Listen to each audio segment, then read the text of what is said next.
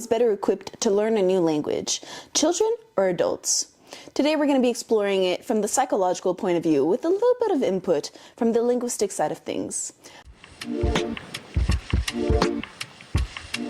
Hi guys, I'm Emily. I'll be your host for the day, and I have with us a special guest. Hi, I'm Camille. I studied linguistics for about a year. By no means a professional, but I do have some insight onto what linguistics kind of entails. I want to start us off with having a little bit of knowledge on what we're going to be talking about. So while I was doing my research, I'll start with one paper by the author of Peter Koopsman called L2 Acquisition, Age and Generativist Reasoning, commenting on birdsong, which is a very prominent researcher in this field. So Koopsman poses a problem of language acquisition. So he basically states that the first language, our native language, which we can call L1 for learning one, is an easy, uniform, and quick learning process, whereas L2A, signifying learning second acquisition for the second language, is anything but that. He blames it on the innate language faculty, something that we used to have when we were learning our first language, but for some reason either we lost it or it is limited in its capabilities when it comes to learning any other language. L1 is similar to Noam Chomsky's theory of nativist perspective, where the language is learned with ease.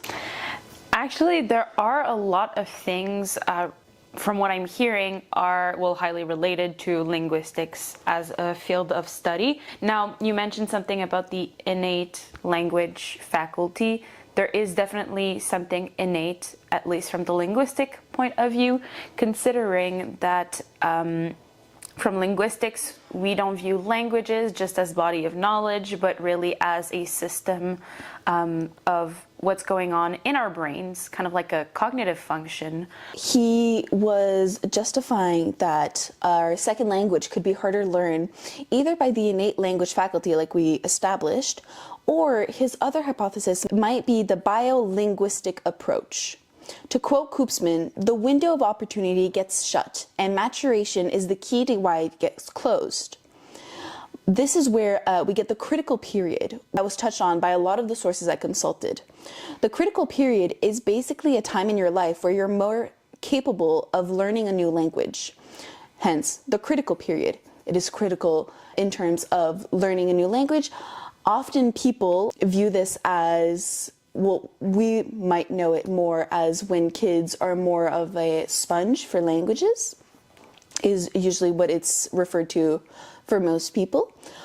Liang Zhu, in The Age Effect in Secondary Language Acquisition and its Study Design Method, refers to Lenenberg, who would state that the ideal period is between the ages of 2 and 12. Now, we wouldn't put the critical period before the age of 2 because we qualify the brain as not fully developed enough for this kind of acquisition in terms of knowledge. And we wouldn't place it after 12, or other sources would say after puberty, because the brain loses its elasticity. So we really want the brain to have that kind of plasticity that allows the absorbance of all that information. That's really what we're aiming on a biological point when we refer to this period of time as the critical period. Linguistics kind of agrees with that idea that there's a period that is more where someone is more prone to at least learning very well. And I would go as far as saying, if I remember correctly, that it's even before 12 in terms of linguistics, that it's considered like the ideal period to learn a language. So we posed a question at the start of this episode. Who is better equipped to learn a new language? Knowing about the critical period, a lot of us assume that the younger you are, the more adept you are to learn a new language. But is that really what studies say? So going back to Liang Zhu that I mentioned earlier, he did a summary of a bunch of different studies. And one of them was a study done on immigrant families, adult versus childhood immigrants. They noticed that childhood immigrants have a higher level of language, they are closer to native speakers, and they have a weaker foreign accent. Earlier learners seem to have an advantage over late learners. They outperform in many different spheres of the language, whether it be syntax, language production, pronunciation, grammar, speaking ability. This is taking into account as well the same standard of living both for adult as childhood learners and the same level of education. So it wouldn't be the factor of having a wealthier childhood versus a poorer adult immigrant. That is not a factor in this study, but it was to mention that some adults can reach that same level, but it is very rare for an adult immigrant to reach that level of proficiency in a language versus the childhood immigrants. But what would lead to this, other than this hypothetical critical period of the brain development that it gives an advantage to children to learn a new language, I was wondering if maybe there were other aspects that we weren't necessarily taking into consideration, such as the social aspect of school, like recess, friends, making those connections, or explicitly learning this new language in school through classes, having oral presentations, being taught the grammar rules, knowing the syntax through lessons. And adult immigrants often will find a small niche community of people like them who have also immigrated from their home country, who speak their native tongue. Would that hinder their learning of this new language? Are those factors that we should be taking into consideration when looking at the study that the study might not have taken into consideration? There are so many of the factors that you mentioned that could absolutely impact the way an adult learns a new language. And I found that there was this one line in the study that I mentioned earlier, that they qualified that the childhood immigrants had a stronger sense of learning the language, and one of those points of reference to prove this was that they had a weaker foreign accent. Now, I don't know, for me personally, I feel like a weaker foreign accent doesn't necessarily mean that they master more the language than, say, an adult immigrant who will tend to have a stronger accent. Because learning a language doesn't necessarily have much to do with the accent. You can master beautifully and be pretty fluent in a language and still have an accent, and that wouldn't hinder your capability of expressing yourself, your capability of understanding the language, of thinking in that language, of being able to process those words and really sit with them and be able to communicate in that language, whether or not you have an accent. So I thought that was, I don't know if it was a valid point for them. I don't know what you think towards accents. So from a societal standpoint, it feels like a really weird point to make, because it has some strange undertones. Like, that claim has some strange undertones. But from a linguistic standpoint, it's kind of, you can reframe it to understand why it would be interesting. When we talk about accents, we talk about the way that our mouth and even sometimes our throat shapes how the sounds come out. The reason why it's important is because each language has specificities in terms of how things sound. I'm going to dumb it down a little bit here, but really, our mouths don't do the same things in every language. Simple example, in some languages you roll the R's, in others you don't. But that small difference does speak a little bit as to how you've learned that language. So it's not about judging someone's ability based on what they are necessarily able to do or trained to do, but more of it's part of the rules. It's kind of like a part of understanding the rules of how how you make something sound. Okay, so from a linguistics point of view, the person having an accent wouldn't necessarily have 100% learned the language and assimilated the language within themselves. It's kind of a good way to put it. Now, that was touching on one research. Now, if we look at Karen Lickman's In Age and Learning Environment, Are Children Implicit Second Language Learners? This is another research that took place. And in this one, they took a different approach. So they had 3 groups of different aged. Group 1 was 5 to 3-year-olds. Group 2 was 7 to 11-year-olds. And the third group was just adults. Now they chose to test 2 different methods for each group, 2 different methods of learning a new language. The new language that they were going to use is a language completely specific and unique to this project. It's not a language that actually exists, which takes out the factors of maybe having the same root language for certain participants having a slight advantage on others. Now, one of the first of the 2 methods is the implicit method, which is an unintentional method. The person is exposed to language and they just take it in. This is very similar, I think, to how we learn our first language, our native language. We kind of just bask in the vastness of all this information, and it slowly seeps into us.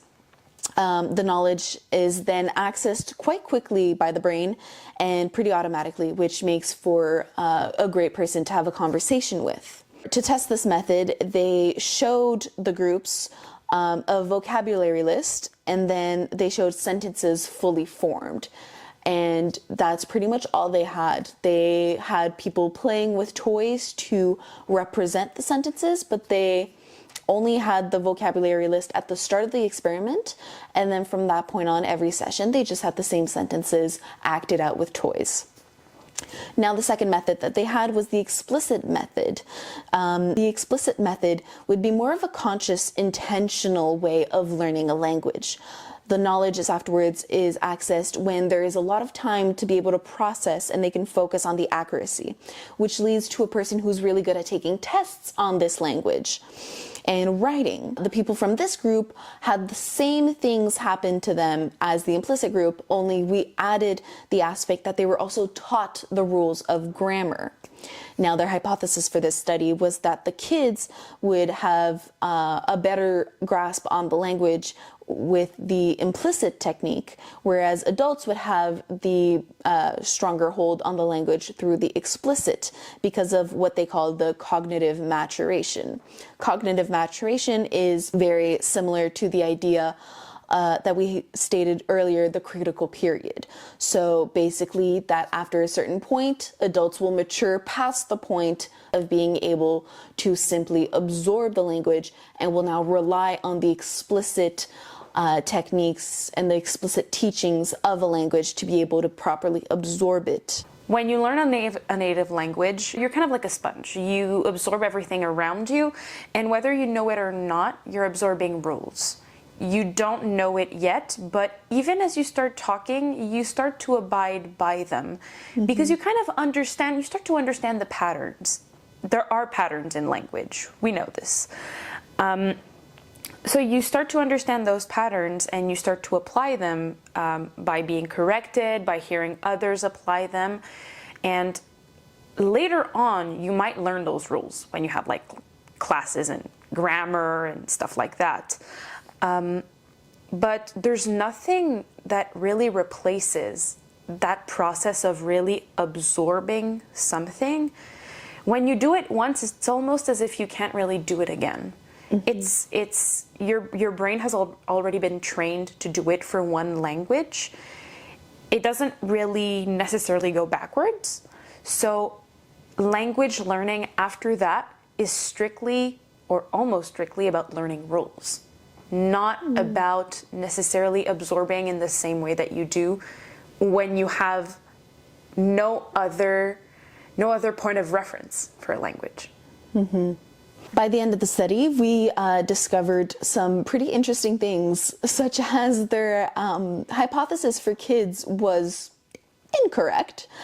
Children had more knowledge of the grammatical rules with the explicit training. And all children, both explicit and implicit, interestingly enough, were able to produce sentences more accurately when being distracted. So when they weren't focusing on producing the sentences, they were actually able to produce better sentences. Some implicit adults were able to crack the grammar code without it being explicitly told and explicitly taught. Their hypothesis for this is that adults are already aware of grammatical rules. They were already explicitly learned their own grammatical rules for their native tongue, which allowed them to kind of puzzle and piece it together because they spent so much of their life learning in an explicit way. All the groups performed better with the explicit training, even the kids, which could have been a little bit of a surprise for the researchers. But at the end of the day, they do say that the implicit way of learning is very slow. You really have to wait until it seeps into you, all that knowledge. Whereas the explicit way, you're building on top of knowledge. And no matter what age you're at, you're able to build a foundation of knowledge and build on top of that. Whereas the implicit way, sure, the kids may be able to absorb that knowledge quicker, but in this short period of time, which was 7 sessions of 15 minutes, it wasn't enough for the kids to properly let that seep in. So going back to Liang Zhu, he actually, his whole paper was about all the discrepancies and why there are so many when it comes to this subject of psycholinguistics. So he even named a few of the reasons why there would be so many discrepancies and why it is impossible to compare and find a proper conclusion to this question. Some of the reasons might be that because there's no unified criterion for the selection of subjects when it comes to this question. For example, even just in the 2 studies that I presented today, one was about immigrants and the other one was just random people from different ages that we were trying to see how quickly they could learn and how able they were to learn a random made-up language. That makes it very difficult to compare the 2 studies. The next, the grouping, how we make the groups, those vary quite a bit. Some studies will group the participants by the same age. Some will group by the age of their arrival if they're studying immigrants, and then some will group them in the same grade, but they all have a different starting time for when they started learning a second language. So all of these different kinds of groupings make it very difficult to compare the 2, since you're not really comparing the same core subject at the end of the day. Next, he also specified what qualifies learning a language. I know that we've already talked a little bit and touched a little bit on this subject. So different studies will qualify what learning a language is. Some of them, they're going to be putting more focus on the syntax. Some will be putting more focus on the grammar, or is it just how much vocabulary can you learn? And like we touched earlier, does the accent count in qualifying if the participant has really learned, or to what degree they have learned a language? Next, there's also the time frame used. So in the second study that I presented by Karen Lickman, she did her study in a way that the participants did 7 sessions of 15 minutes of learning. So that's one time frame. Some studies take up to 10 years. They give the participants 10 years to learn a language. Some will give only a few hours to learn a language. And it's anything in between, different intervals. All of these different variables change greatly the way that the data comes out and how we interpret the data.